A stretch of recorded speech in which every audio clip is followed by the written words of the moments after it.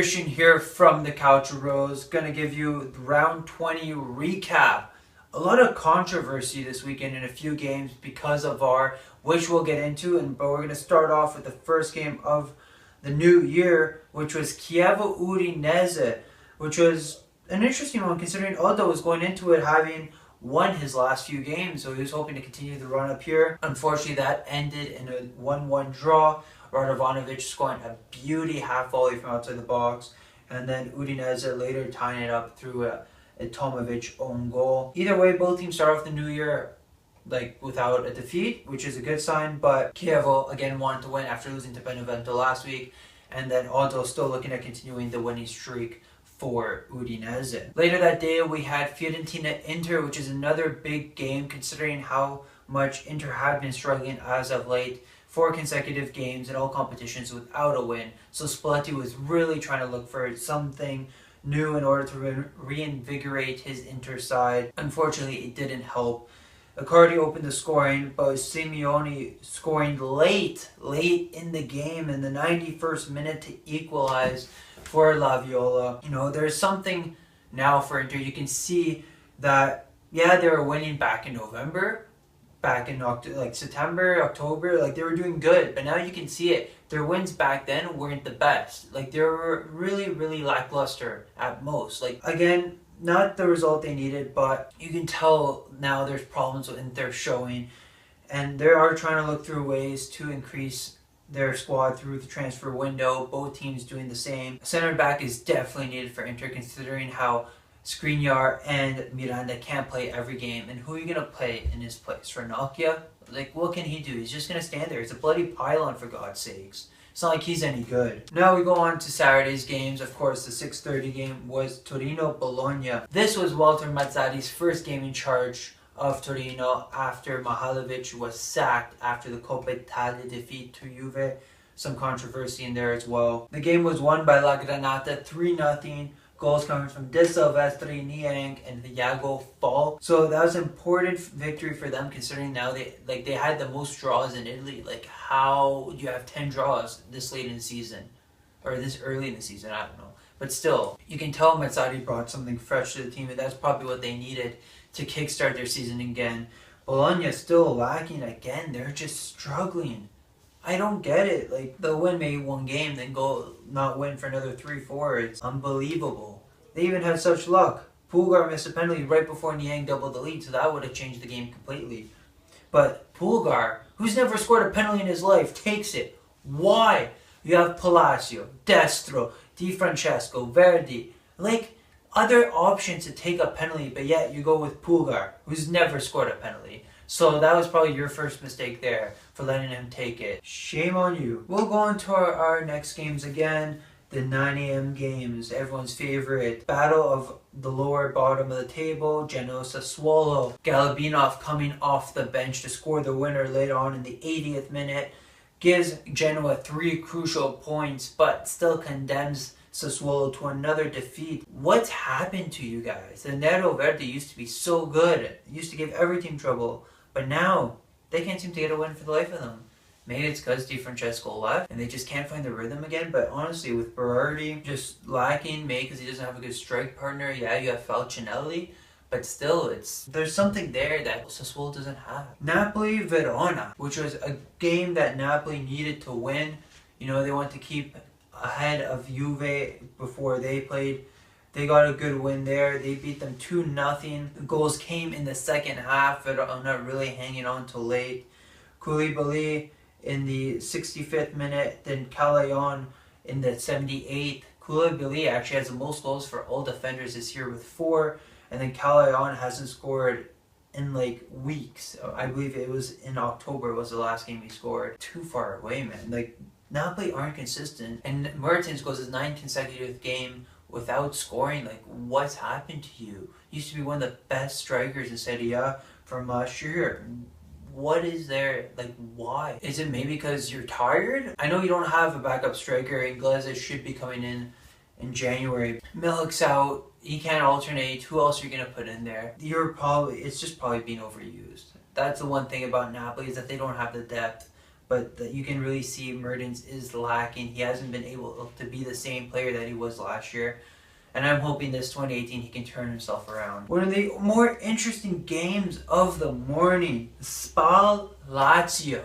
Oh my god, I wish I was watching this game. Yeah, I was watching two games, the Milan game of course, and then the Napoli game on TV, but this was probably the game to be. The first half was really exciting, had 6 goals. You don't see that. What the hell? Really? Luis Alberto opened it up with a beauty, just pure filth. Controls it, goes by the Spal defense and just slots it home. Well taken. Antonucci scores later on the penalty. He gets a second later on.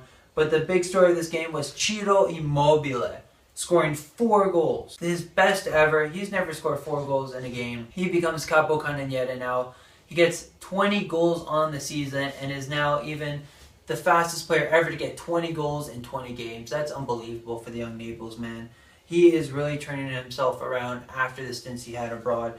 Lazio has really changed him. He's working well with Milinkovic-Savic, Luis Alberto, Felipe Anderson. He is really turning himself into Italy's true number 9. The last player to score 4 goals in a season was Marco Parolo against Pescara last season. So it's funny how that's come from 2 Lazio players now in almost a year. Incredible. Benevento Sant, man. Congratulations to Benevento. La Strega really make another stunning victory come out of their ass. Like, it just happened. They probably played, they played well. They didn't come out of their ass. They played well.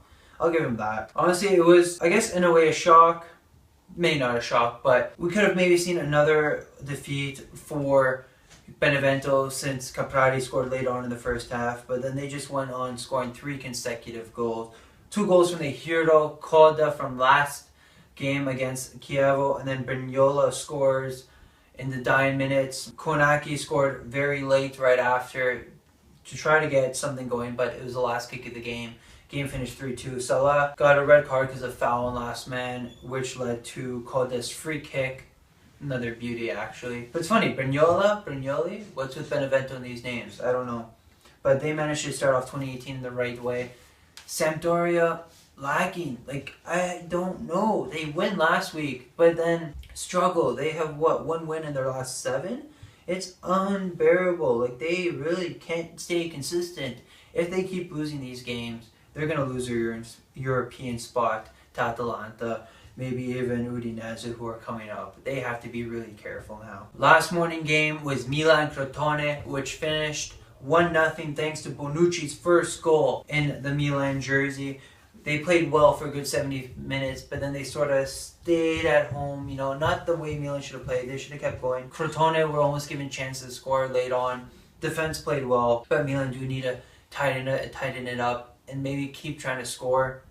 I was just disappointed that Kalinic came on instead of Andre Silva. Andre Silva needs to play more. He's probably had the same amount of minutes as Cutrone, but he doesn't get the occasions. He's just not finding his feet. I wish he doesn't leave, or wish he won't leave. May come to it, especially it's a World Cup year, but he does need to play more than Kalinic. I don't know what Montella saw in Kalinic. I don't know what Gattuso sees in Kalinic. So why are you starting the man? Andre Silva, yeah, has more goals in Europa League against weaker teams, but he still has more goals in all competitions than Kalinic. Start the bloody man. Midday game was Roma-Atalanta. This was a shock in itself too, considering that, you know, no one saw this coming. Maybe some people considering that Nainggolan was dropped before the game because of some off-field antics.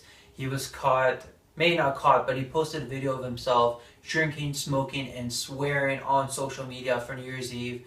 He was fined $100,000 and dropped because of that. I feel maybe the dropping was a little too much. Fine was okay, but you can see that Roma did miss him in the midfield. Goals were scored by Cornelius and De Bruyne for Atalanta. Dzeko tried to pull one back, but to no avail. Atalanta basically playing the whole second half in 10 men. Very, very debatable red card in my opinion.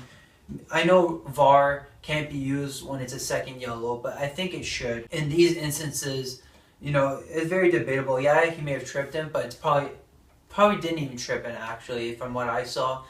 Let me know if you guys agree with that, but I don't feel De Bruyne had even touched Kolarov. Didn't deserve to be sent off. Either way, Atalanta still got the victory. Congrats for them. Gasperini, congrats to you guys. You have done well against the top big teams in Italy as well has done an exceptional job in Europa League. Last game to end off round 20 was Calcio-Juve, which was full of controversy as well. Goal was scored late on by Federico Bernardeschi in the 74th minute, but just before, there's a huge elbow on one of the Cagliari players, and especially that it was to the head. The referee should have stopped the game. Yes, Cagliari played on, but still, an elbow to the head, and it's a head injury, you have to stop the game. And it still was a blatant elbow, which you could have used VAR to pull back the goal. Don't know why you didn't. Another referee mistake there, considering what happened in the last Juve game against Torino. There's also what happened earlier. Did Bernardeschi handball it? I think so. His arm was like this. Yeah, he's trying to pull away, but his arm was still way out of his body. If you're giving a penalty, like what happened again last year to Juve Milan, the De Sciglio handball where he was like this, then you gotta give that. Like, I don't get it. You have VAR, use it. If you have it, you have to use it. Like, it's so much easier for refs to really make a decision. But half the time, even when they have used it, again, and speaking from the Juve Torino game midweek, he used it, still gave the goal, which should have been called back. This should have been given a penalty. It's unbelievable how VAR isn't being used properly. If you guys agree with it, let me know. If you guys think it was a handball, I want to hear from you guys. If you guys agree with your thoughts on what happened, if VAR is being used correctly or incorrectly, comment below, tweet us, let us know. So with that recap all together, I'm going to go on to my goal and player of the week, and they're both coming from players in the same game and from the same team. So goal will come from Luis Alberto, again, cleared out by the Spal defense, just completely beautiful touch to bring it down, went by the three players and then slotted it home for a cool, calm, collected finish. Then the Immobile, the 27-year-old, picking up his first poker of his career, and just what a poker it was to become, again, the Capocannoniere. Way to open up Lazio with a bang in 2018. Like, he is unbelievable. He can probably reach Higuain's 15 goals in no time if he keeps it up at this rate. Keep it going. You're Italy's best number 9 at this moment. We will take a look at the Serie standings, top 10. Not much changing there. Atalanta moving up, Udinese moving up, Lazio even moving up behind, past their city rivals. The top 2 are close again, between 1 point. Remember, Lazio, Roma, Samp, and Udinese all have a game in hand. It is Sampdoria and Roma, Lazio, Udinese. So watch out for those games, because those are going to be interesting. All teams, well, I guess Lazio, Udinese in form, while Samp and Roma are struggling of late. If Roma do win their 2 games, they could eventually pass Inter as well, considering they have Inter coming up. Same with Lazio. Both teams can really pass Inter. Like, considering how bad Inter's been, it would be crucial for them. Bottom half of the table, the only team that moves up is Genoa with their crucial victory. Milan remain 11th, but tied with Fiorentina. Tied with Udinese for 8th right now. So that is crucial, but Milan need to win, stay consistent in order to move up and pass the rest of these teams if they want to qualify for any European competition. Benevento now on 7 points. They could probably get out of the relegation spot if they keep winning, considering it's only 8 points, but that also depends on how bad Crotone, Spal, Cagliari all do in their remaining fixtures. Now their true Serie A season starts. It's always in the second leg of the season that we see the teams really going at it, looking for the points that they need, qualifying from Europe, staying out of relegation. These are the points that teams are looking for, and here's where, again, the season starts. A reminder, guys, Serie A goes on a 2-week break, so they will return on the 21st, and they will open up with Atalanta, Napoli. Such a big game there. Atalanta, again, beating Roma. Napoli trying to maintain the form at top and stay always those points clear of Juve and everyone else. 9 a.m. games. Bologna, Benevento. Bologna looking to get back on track. Benevento hoping they can continue their winning streak. Going to be an interesting game again. Lazio, Chievo. Another big game there. You know, Lazio trying to maintain their form and to keep going. Sampdoria, Fiorentina. Both teams still looking to get back on track. Sampdoria have been lackluster, as I said before, and they are trying to pick up the pace. They just have 1 win in their last 7. Fiorentina, you know, just drawing. They have 1 win in their last 5 with 4 draws. So you can see they're trying to get out of the drawing habit. Sassuolo Torino, Mazzarri's second game. Let's see if he can get a good result away from home. His Torino side did look good, but let's see if he can keep it up against a lowly Sassuolo. Udinese Spal, Odo continuing to look like he can really dominate Serie A. He will probably go undefeated for a bit until he plays another big team. We will see. Spal, I don't think will give Udinese much trouble anyways. We have a low end table battle between Verona and Crotone. This is going to be important because if Verona win, they will pass Crotone and maybe even Spal if they don't get a good result, so I can bring them out. But same thing with Crotone, it would jump them right up the standings as well. An important game, especially with the head-to-head, considering how the other two played last time around. Midday game is Cagliari Milan. Milan again want to continue their 2018 on the right track and try to get in form and move up the standings, while Cagliari want to get points to avoid relegation and stay away from the bottom three. Ending off that, the 21st is Inter Roma. Stay tuned for that. We'll probably have a live reaction with Luca and the other Interisti that we were with before. But that would be an interesting game. Spalletti looking to get back on track against his former team. Remember, he did win last time around at the Olimpico. So he's hoping to repeat another victory at the San Siro as well. Roma want to get back and go ahead of their city rivals, considering they did lose last time around against Atalanta. The next day to end off the round is Juve Genoa. Juve will probably be too much to handle for Genoa, who have been lacking as well. Juve are losing everyone now. Marcuzzi is injured, Dybala is injured. How many more injuries are they going to get? It will be an interesting one, because Genoa have pulled some surprises against Juve anyways, but I feel it will be too much to handle in this moment. So now with Serie A going on 2-week break, we won't have any recaps till the next round. Hope you guys enjoyed this one. If you guys agree with the player of the weekend and goal of the weekend, let us know. We will be having something else in the meantime. Hopefully you guys will enjoy it. We have a lot of stuff coming up in a bit, trying to work out the few ideas that we have, but here we have one thing coming up, so watch out for it on our channel. Again guys, hopefully you agree with our choices. If not, comment down below or tweet us on our Twitter account. Follow us on Twitter, Calcio_bros, and subscribe on YouTube for more Calcio content. We'll hear from you guys soon. Ciao!